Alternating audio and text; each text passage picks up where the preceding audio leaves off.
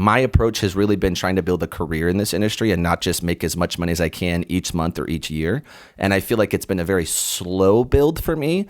In the first 3-4 years were slow but steady. But I feel like that built me a nice foundation. And it also then allows me now to not feel like I have to close every single client or push them to buy a house immediately, because I have a decent amount of network of clients and referral sources and realtor partners to where I don't feel that need to push as much. And I feel like then as a result, it ends up being a better closing ratio probably than most.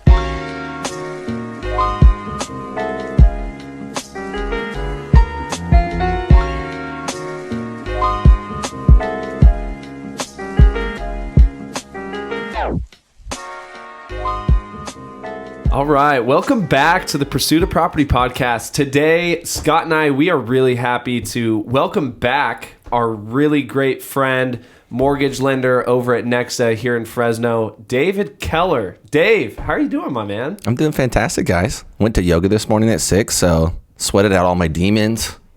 I took a shower, so I smell good now, and I'm feeling great. I'm excited to be on the podcast again. Dude, repeat guest. I think at this point, you and Jason may be the two highest repeat guests. Sweet. Look at that. And for a reason, bro. For a reason. I know, dude, I think the premise of why we wanted to have you come back on was over the past couple months, the three of us have had more than a few kind of coffee get-togethers just to kind of check in and hang out, because outside of business, we're all really good friends. Yeah. And I think just the conversations that have come from those meetings is really what we wanted to have you come in here and talk about, because I think from the beginning of the year, Scott and I obviously took a lot from you. I think we're definitely in a better spot mentally, business-wise than we were at the beginning of the year. And I don't think that's a mistake from surrounding ourselves with good friends and people like you, dude. Mm-hmm. So I think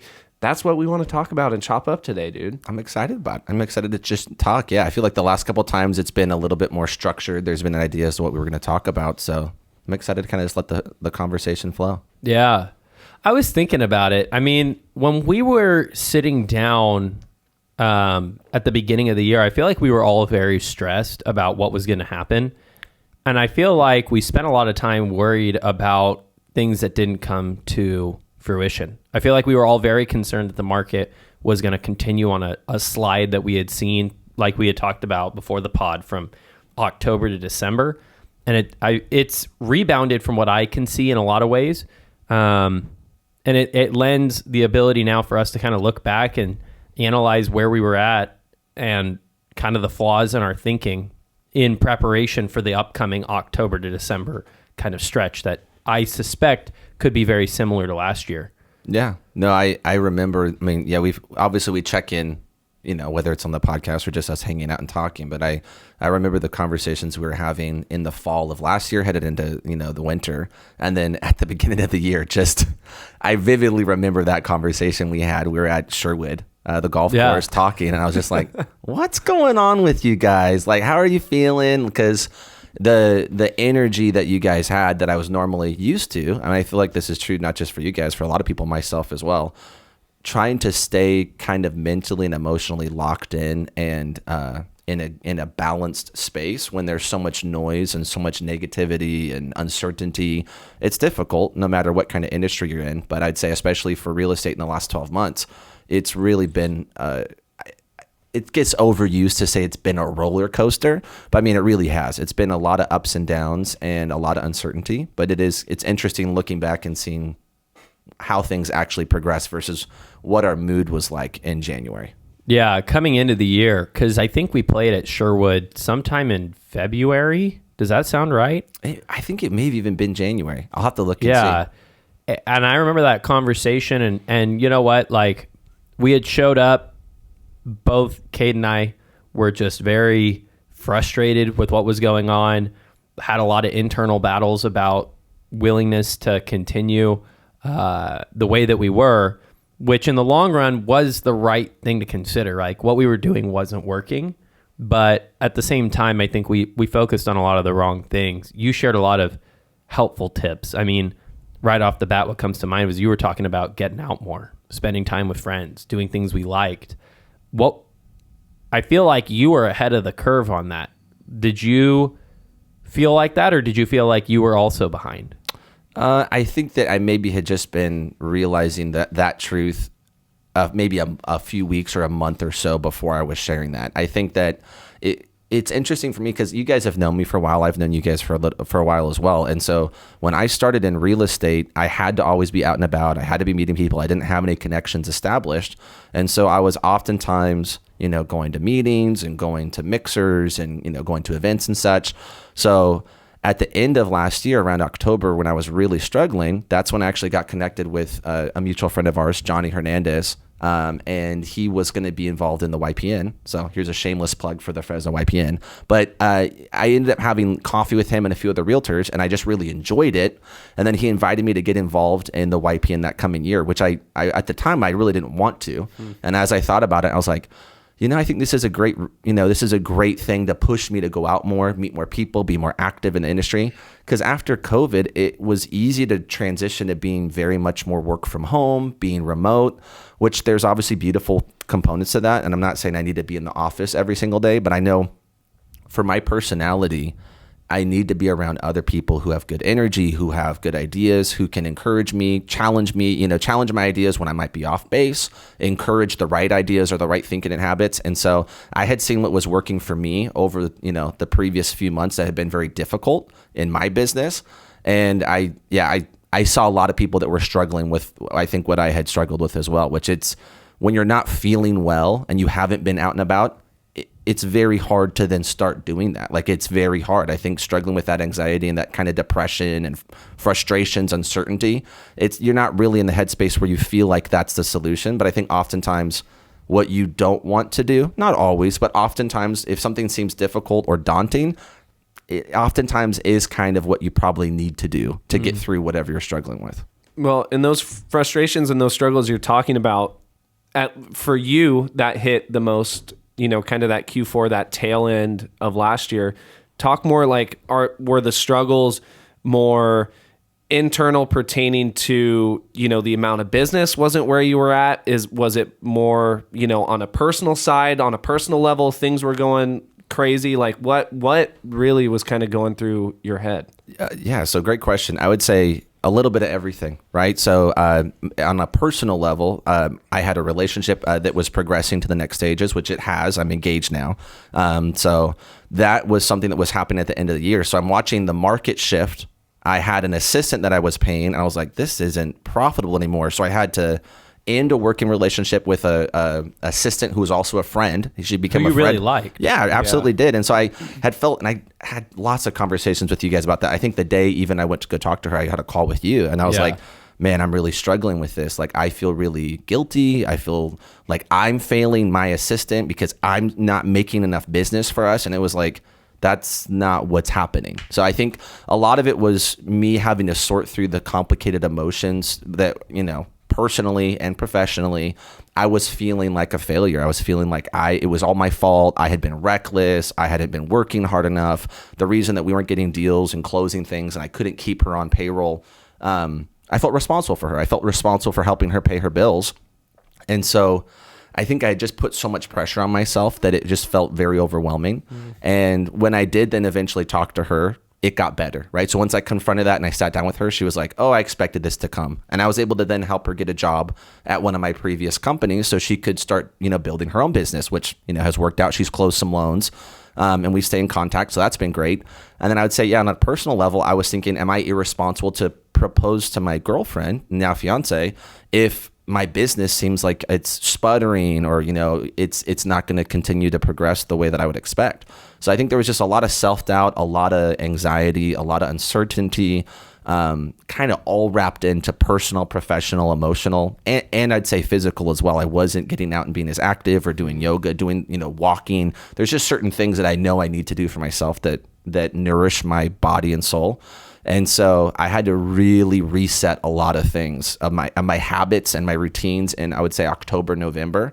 And I feel like it's really paid off. I look back now, I'm like, wow, I'm so glad I did that. But I think I had gotten off a lot of my habits and rituals and routines that I knew worked for me. And there was so much pressure, around, my career and my personal life. Kind of everything was just feeling very overwhelming at that time. Yeah. I mean, I hear you saying that, like, when you leaned into the resistance of those hard conversations and starting to do the things that, like you said, they're difficult to start when you don't feel good. That seemed to work out very well for you. Yeah. No, I think it's, I heard it, so there was a quote I heard the other day. I think I sent it to you guys, but it was Mike Posner video. But he was basically saying, my old measure of success was if I'm just happy, if everything is exactly how I want it to be in my personal, professional life or whatever, is everything going exactly the way I want it to be? Is everything in order? And he said the new measure of success is whether or not you can continually bounce back when you get upset or frustrated or, tragedy befalls you or your job is hard or the market shifts, whatever it might be. Are you able to, pull yourself back from where you're at and get yourself back into a healthy space? Mm-hmm. And I think when I look at my life in that way, I go, wow, I am really resilient. I do have grit. I have the ability to reset myself. And it's not just me. I have great people around me. I have a really wonderful fiance and friends and family that encourage me. But yeah, you have to be able to get yourself back from that space. And that's where, I've seen a lot of friends in the industry and out of the industry struggle with that over the last 3 years. I'd say especially. There's just been so many opportunities to be overwhelmed, I'd say, in the last 3 years. Yeah. Well, dude, this is a perfect segue because you've been probably the person who verbalized this in the best way to where it at least clicked with me the most. And I think it was back on that same time on the golf course we were talking about at the beginning of the year. But you mentioned the word guilt, right? And as, people who are self-employed or business owners, where, obviously our income generating activities are directly tied to the income we're getting, right? Mm-hmm. But with being self-employed comes a lot of flexibility. I mean, that's why we were able to be out at the golf course on a random Tuesday in the first place, right? But you said something to us that was... It was eye-opening for me, and it was hard to kind of accept that. Mm-hmm. But you were like, dude, doing these things and going out like this, this is why we do what we do, to be able to go out and do this. Can you talk a little bit more about that? Because that's where kind of the light switch was for me, with kind of the guilt going away and just feeling like, hey, this is why we do what we do. Yeah, so my background, we've talked, I think, extensively. I don't think I've talked about on the podcast a lot about my work history, but I worked in the restaurant business for a long time. So shout out, Scott. We have that in common. So worked in the restaurant business for like 7.5 years. Then I worked in the car business for a little over 2 years. And so I think I had worked in positions. Obviously, I wasn't ever self-employed, right? I had people tell me where to go, where to be, what to do. But I was always a hard worker. I always tried to show up extra. I tried to work hard, get promoted, get those opportunities.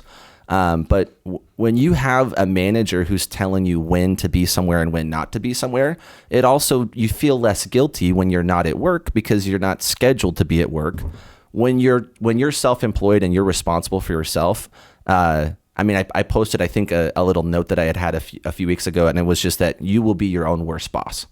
And I think that's very true, that when there's nobody checking you and making sure that HR is involved in those conversations with yourself about how often you're working or what you're doing or your days off, it starts to become kind of a really unhealthy, I think, dynamic for a lot of people, especially when things aren't going necessarily as well as they might want them to be.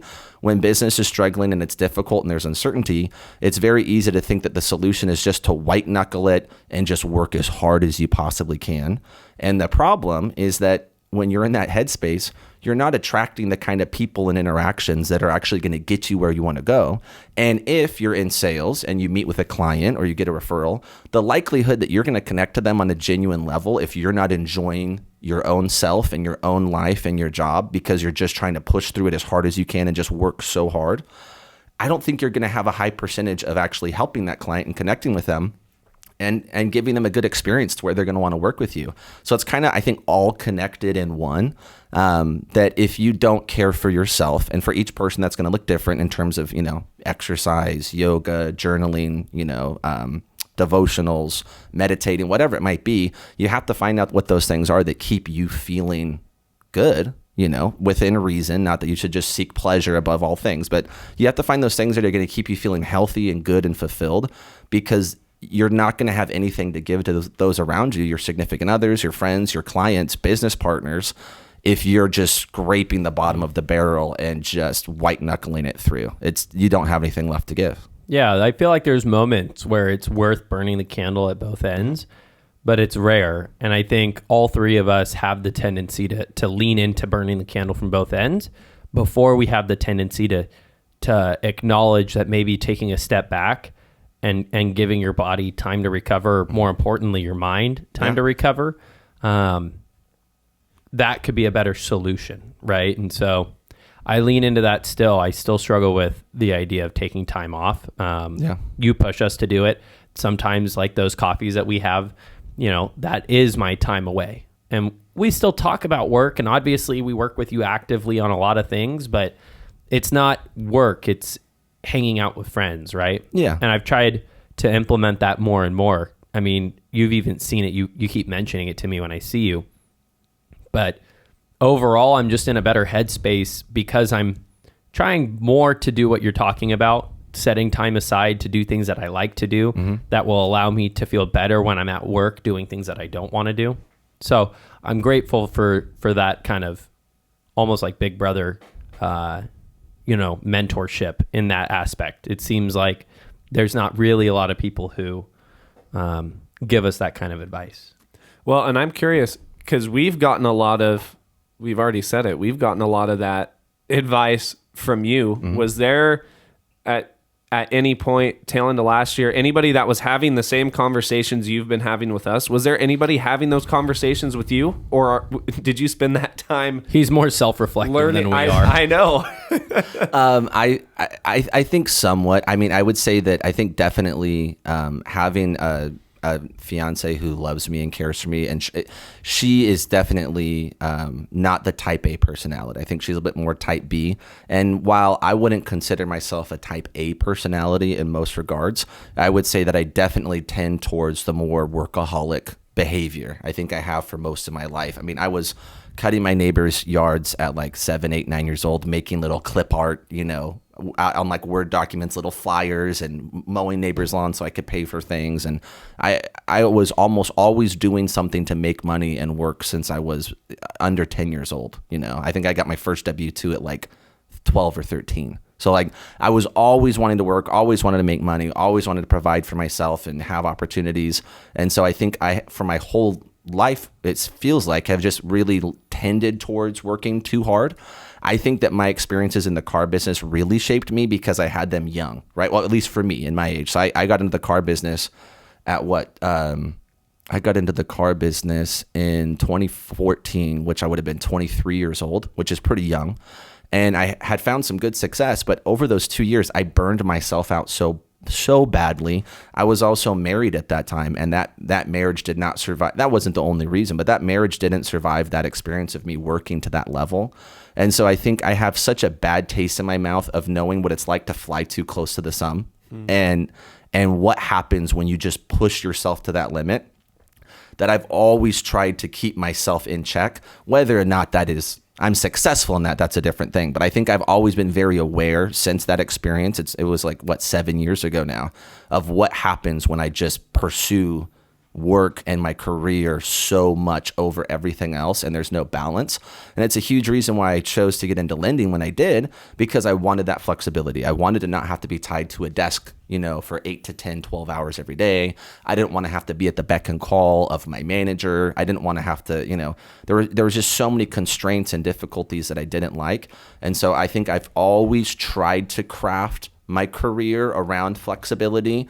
My success at doing that, varies from month to month, day by day. But I feel like it's been something that's always been in my mind. And I think I've had some people around me that, would encourage me to try to relax and take a break and set down work and step away.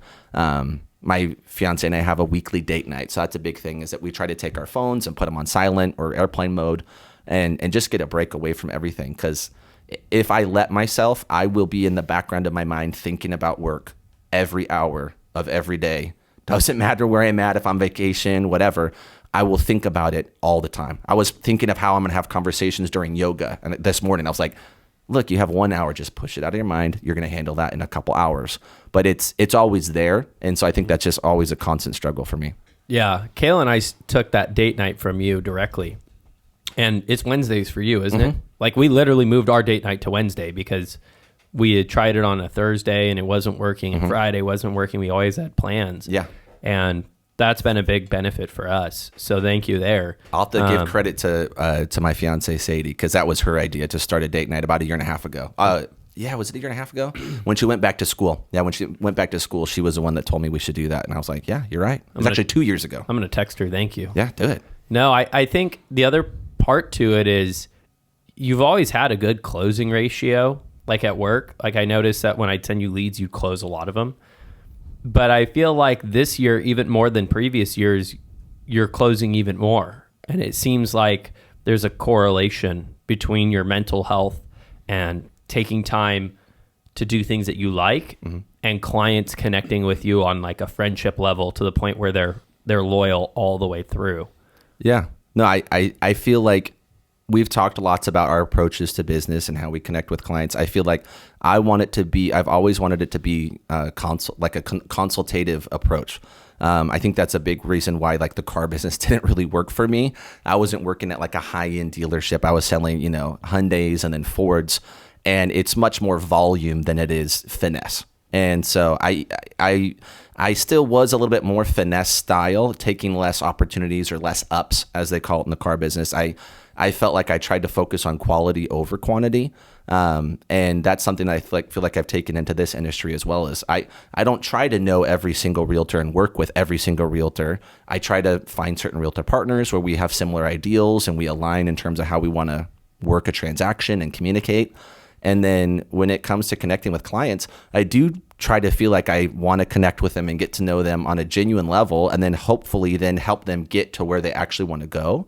And it's funny because it is, I think, truly for their benefit. But then you think of anything altruistic. It's like, even if I'm selfish, if you take care of somebody, it's much more likely that in the long run, they're going to use you again for another transaction or refer you a friend or family. And so my approach has really been trying to build a career in this industry and not just make as much money as I can each month or each year.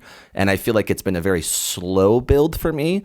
In the first 3-4 years were slow but steady. But I feel like that built me a nice foundation. And it also then allows me now to not feel like I have to close every single client or push them to buy a house immediately, because I have a decent amount of network of clients and referral sources and realtor partners, to where I don't feel that need to push as much. And I feel like then, as a result, it ends up being a better closing ratio probably than most. Yeah. Well, dude, and obviously right now we're coming up towards the end of summer. Obviously we know that you are a little bit ahead of the curve with some of these feelings we've been talking about, last year as we were getting into fall and winter time, with kind of the position the market is in now, the now position you are in mentally, physically, both personal and business wise. What are your feelings towards, Q4 coming up towards the end of this year? Are you nervous at all? Are you confident? Are you fearful? What's kind of your thoughts and feelings as we kind of exit the summer and head into the fall and winter?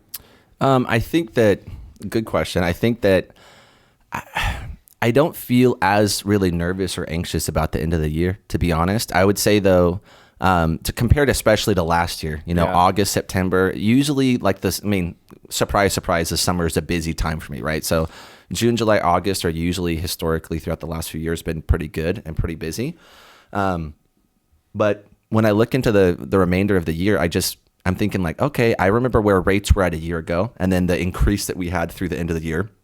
That was just so discouraging for myself, and I think for a lot of our clients and realtors that we worked with, people in the industry.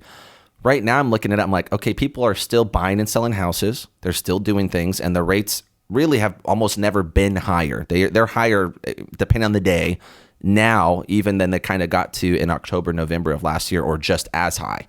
And so obviously, there's going to be maybe a smaller pool of people who are looking to buy a property or sell a property, but they're still doing it. And so I feel confident that I'll still be able to help those people. I feel confident in my skill set. I feel confident in the tools that I've added in the last 12 months that really change what kind of products and situations I can help people, navigate through, what kind of problems I can solve.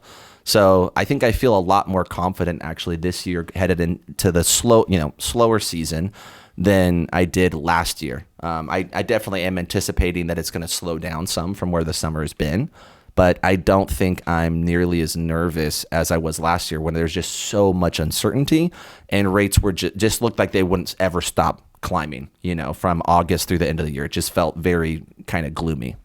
What are you going to do differently this winter than what you did last winter? So I would say for me, the biggest thing I'm doing differently is just being very, very consistent with my habits, right? So I've gotten much more dialed in with my daily rituals, my to-do list, my written to-do list, which I feel like I'm really big on, which I never liked before. Walking, meeting consistently with realtors, going to new offices. So I think there's a lot of things I'm going to be doing differently, but it from the bottom up, my business is very different, I would say, this year than last year. I also think that me being involved in every facet of it and not having an assistant has given me certain benefits, because I think that working in the restaurant business for as long as I did, my customer service did get pretty, good. I think I got good at handling, problems and being able to resolve conflict and, give a good experience to a client. So I'm just really trying to maximize that kind of experience for my clients and for the realtors that I work with. We have a meeting scheduled next week where I'm planning on trying to, how can I automate more things? How can I free up more time and make sure even less things ever slip through the cracks? And I get my follow-up and CRM all dialed in. So I want to tighten up some of the screws on the ship a little bit and kind of just refine some things. And then I'm just going to keep hitting the ground hard in terms of going out to events, meeting with people, meeting new realtors, going to lunch, going to coffee. I think I got a lot out of that routine when I had an assistant. And honestly, through COVID times, I got really burnt out. I had such little energy. It was incredible to have so much business and to have so many people buying and refinancing. I had my best year in 2021, which I think a lot of people in the industry did in the mortgage business. So that was awesome. But I think it kind of left me with a little bit of a hangover from just how exhausted I was, because the market was so crazy. In terms of trying to get appraisals done and getting conditions handled and people's jobs shutting down mid-escrow. And there was just so many things going on that were so stressful and uncertain that, yes, it was a successful financial year, but I would say emotionally and spiritually, I was feeling very, very empty, in October of last year. And so I think by kind of pouring back into myself, the people around me, having those consistent relationships and getting myself everything I was telling you guys, I think I've been trying to really practice for the last 9-10 months. And I see a huge difference in my mental health, my energy, just all of those things. So I think it's definitely adding a couple of little things, but more so just maintaining the momentum that I've already kind of started over the last 9 months or so. Yeah. I look back, I hold a lot of regrets on how I handled that slowdown. It was an opportunity, like what you said, where you could recover from the burnout, because I was experiencing my best year ever last year. And, looking at the P&L was great because it was like, oh, dang, I did really well. At the same time, I had some kind of a standard I had set for myself to continue to double my income. And I could feel the pressure building that nobody else was putting on me but myself. I think coming into this winter, I'm looking at it more from a space of peace and knowing that whatever happens will happen and it will figure itself out. And knowing, just like what you said, it doesn't mean you don't work, but it doesn't mean that you work like what you're saying, that white knuckling, that didn't work. And that's never really worked in the past. And so I'm hoping that if this winter slows down the way that it did last year, the idea is that it gives me an opportunity to actively rest, and they talk about it in sports, you intentionally take time to rest, but I never really do that in my business. And I'm hoping that if the market does change for the worse, which there's always a possibility, I'll be more conscientious of that going in and more self-reflective on what am I doing to be prepared, because the market does come back. It always comes back. Well, and I think that's at the core of basically everything, it can be boiled down to, right, is taking things into the controllables and the uncontrollable, right? And being able to be aware enough to recognize what is in our control and what is out of our control. And the feelings, the stress, the depression, all of those things, more often than not, are stemming from the uncontrollables than the stuff that's in our control. So I think being able to keep that front of mind, especially is what we're talking about, going into just seasonally a slower season in our industry, throughout these next couple months, is just keeping that front of mind. Yeah. Well, is there anything, and I'm kind of reversing the question for you guys, and you've kind of already answered a little bit, but is there anything in particular that you feel like you're wanting to put on your, radar or your schedule or routine through the end of the year? I know for you guys, a big part of your life, for the last few months has been, training for your half Ironman. So, I mean, there's going to be somewhat of that's coming up in this, like, what is it, 2 weeks? Yeah. Okay. 2 weeks, So you guys are super close to that. Have you guys thought, like, okay, of those habits and things that you have added, I feel like they've been really helpful for your guys' mental health. Can you guys touch on, kind of how you guys, obviously you've made other changes throughout the year, both professionally and personally, but in terms of like pursuing some of the Ironman stuff, what are you going to keep from that moving through the end of the year? I'll speak for me. I think we all know, and we've experienced, just like people experience the ebbs and flows in business, everyone has experienced the highs and the lows and the ebbs and flows of keeping up on their physical activity, right? Like you'll get into a gym grind or whatever your favorite thing of exercise is for 2-3 solid months, and then boom, out of nowhere, you'll be in a dead spot where it'll be another 2 months of doing absolutely nothing, right? I mean, I think this has been since March, which I think, at least in my point of my life, outside of, middle school, high school, where we were doing swim and water polo year round, I think this is the longest period post that time where the consistency has been there as good as it has been. And I think it's being self-aware and taking that, because it's definitely hasn't been motivation, at least as of lately. It's transferred into discipline. It's discipline. Right? And being able to take that and keep that to upkeep the physical health, especially after this race is done, I think that's probably one of the bigger takeaways for me. And I think one of the biggest things we've learned is taking that motivation when it dwindles down and there's nothing left and all you've got left is discipline. Being able to take that and still run with the discipline, I think, has been big. Yeah, I think like confidence is built from saying you're going to do something and then doing it consistently over time. And I think, with the race coming up in a couple weeks, Cade and I are both injured. So we're both going to have to take time off to recover. But finding ways to have stress outlets. I mean, more than anything, I've noticed that when I go do my workouts, it's rarely because I'm motivated to go do it. I'm usually stressed, and I know that that's what I do to like de-stress.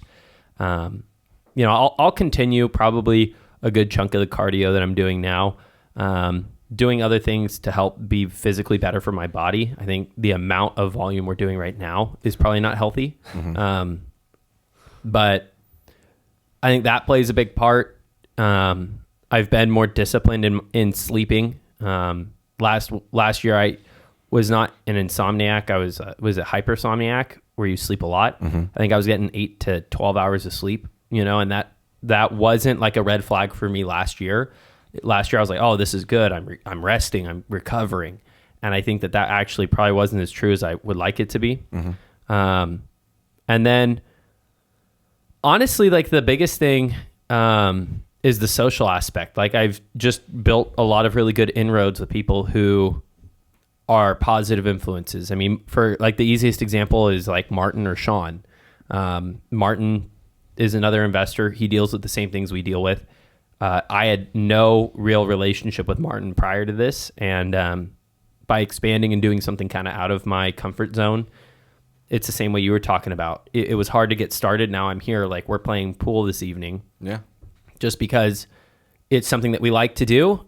It's a way to still be doing something and have the right headspace. Coming into a Friday, I'm going to be lit up on fire because I didn't grind myself to the bone Monday through Thursday. And I think taking that into the winter will be important, and I've also surrounded myself with really, really hard workers. Like in the last 6 months, the changes I made in my business just put me around what I would say are just harder worker people than what I was putting myself around strictly last year.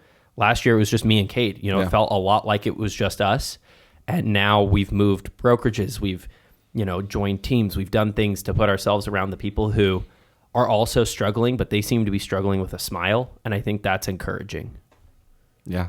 No, I think those are great answers. And yeah, it just makes me encouraged. I don't know.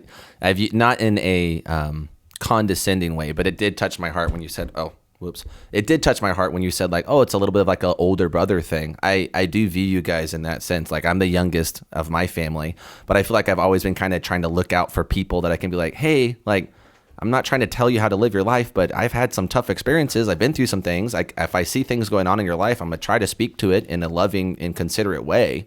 So it just makes me feel really happy seeing where you guys are at, not just the successes, but just as people and in your relationships and in your personal life and the decisions you've made. Like leaving a brokerage, that's a big move. Joining teams and working it with other people, that's a big thing as well. Doing the Ironman training, that's really difficult. But I just feel like I've seen you guys consistently make really good decisions. Especially this year, I feel like really good decisions. And you started in a place where I think you were discouraged and anxious and like stressed out, where a lot of us, I think, were. And so that's just encouraging to me to see that you guys were in a place where you're really struggling, like I had been, and still consistently struggle, and you've made consistently good decisions. That makes me feel really optimistic about your guys' continued success and kind of just the path moving forward. Yeah, I think the tide rises all ships. I think kind of your positive influence doesn't detract from your gain, right? Like you don't get lower because other people get higher. And I think we've tried to embody what you've done for us with others. It's that kind of spider web effect where we as an industry can be happier, not necessarily doing more business, but comfortable with the business that we're doing and knowing that everybody here is more pleasurable to deal with. And, transactions go smoother. Friendships last longer. Yeah. There's less backstabbing. And I think we saw a lot of that last year come from a place of insecurity. And I hope that this winter, regardless of the financial climate or the market climate, it seems to me people are in a better headspace and more prepared for what could be coming down the pike or could not. Mm-hmm. Yeah, no, I completely agree.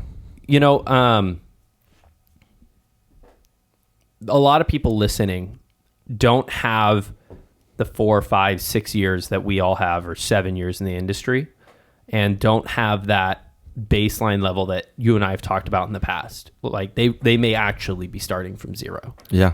That's a scarier place to start. When talking to those people right now, what do you feel like is the most important thing that they should be doing right now?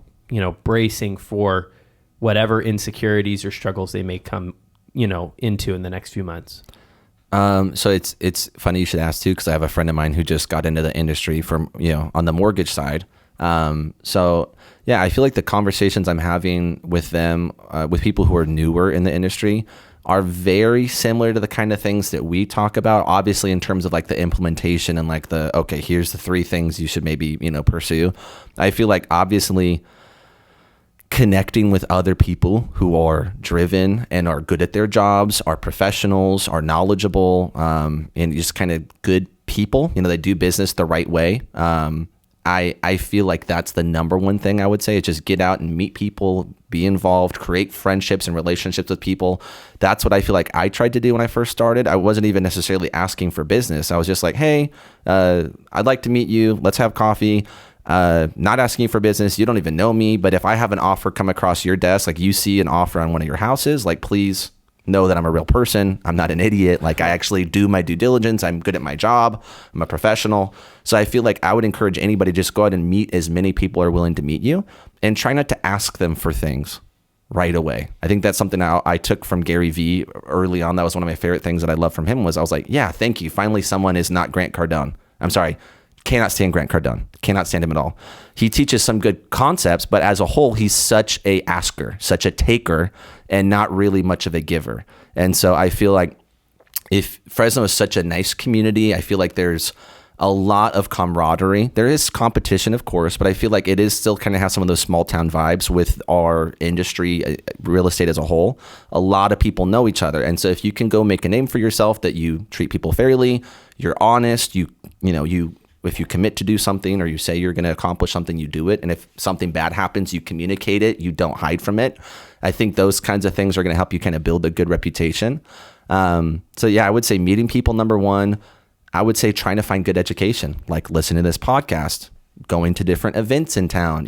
Maybe your brokerage has meetings or they, bring speakers in, whatever the case may be. I think those are probably the two biggest things you can do. And I think the business does flow from there. I think obviously you have to meet people and, you can do social media, you can go, reach out to your sphere of influence. But I would say when you're first starting out, you need to go meet other people in the industry so they know who you are, you know who they are, what's expected. And you need to make sure that as you're operating and starting out, especially, you really mind your P's and Q's and you treat each deal like it is very, very sacred, because it means a lot for the clients that you're working with and it means a lot for your reputation moving forward. So if you make mistakes early on, like big mistakes, and have deals blow up, or you mislead, or you're not the most straightforward, you kind of run from conflict or problems, I think that is going to hurt you and it will set you back so far, versus just trying to do business the right way and being straightforward and direct. Dude, I think that's one of the best answers and most applicable like ways to put into action for the people who might be newer or listening, or like Scott had mentioned, they may not have that baseline of the past few years to really solidify them into into these changing times and markets that we're going to be experiencing. So, dude, Dave, thank you. And speaking of social media, where's the best way for people to find you? So I would say my Instagram. I don't post all the time. I respect social media. I need to do more posting, but I would love, if someone wants to message me on social media, I'd love to grab coffee or lunch with anybody if they would want to. And it's just D Keller and Co, like and company. That's my Instagram. So look me up. Yeah. Shameless plug here. David did my personal loan. He's helped a lot of my clients. I know Katie's helped a lot of your clients. He's helped my family. Yeah, helped your pops around. We have a lot of lenders that we recommend, and this is not a shameless plug only to David, but David is here today for a reason. And I think, if you're a newer agent and you're needing kind of that support group that's going to help drive your success, definitely reach out to David. Go grab lunch. The genuine authenticity that you're seeing here on screen is amplified when you're in person. And I think, with your experience, the tools that you're talking about, and your social awareness and coaching that you've given us would help amplify any newer agent. So I think definitely take them up on the offer for a coffee or a lunch. Reference the podcast. You'll get that set up. And use code podcast for free lunch. No, use code POP. Yeah, no. But dude, David, thank you so much for coming on. Yeah.